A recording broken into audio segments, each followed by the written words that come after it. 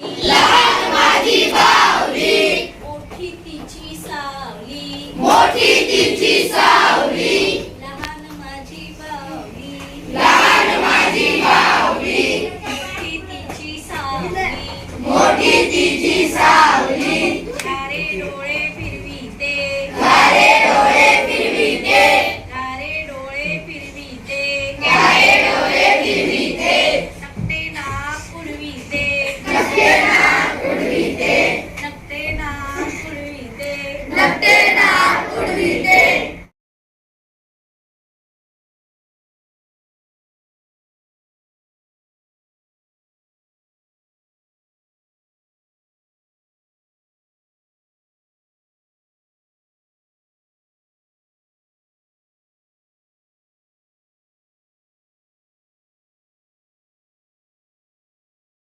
चित्रमालिका तुम्ही पाहिलेली आहे, वाचली आहे. त्याचे जो 2 प्रश्न आहेत त्याची उत्तरं तुम्ही लिहिलेली. पहिला प्रश्न आहे की चित्रमालिकेतील मुलगी शाळेत का गेली नाही, तर त्याचं उत्तर लिहिलंय तुम्ही. एकमेकांशी चर्चा केली. सांग बघू पहिल्या प्रश्नाचं कारण त्या उत्तर. मुलीच्या चेहऱ्यावर पिंपल्स आले होते म्हणून ती शाळेत गेली नाही. बरोबर आहे त्याचं उत्तर. त्याच्यापैकी किती जणांना हे उत्तर बरोबर वाटतंय? त्याच्यापेक्षा काही वेगळं उत्तर आहे का कोणाचं? नाही. बरं, या जोडीसाठी टाळ्या वाजवायच्या.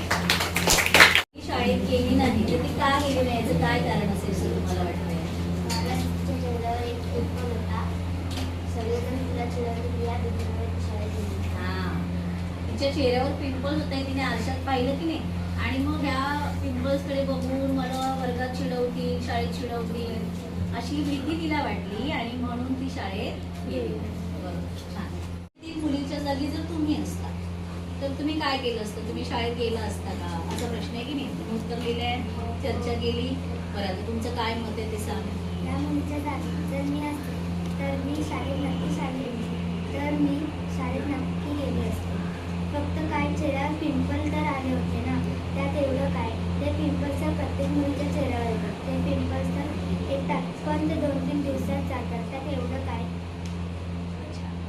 सौंदर्य हेच खरे सौंदर्य. म्हणाले सौंदर्य हेच खरे सौंदर्य. स्वतःवर प्रेम करा, स्वतःच्या शरीरावर प्रेम करा. स्वतः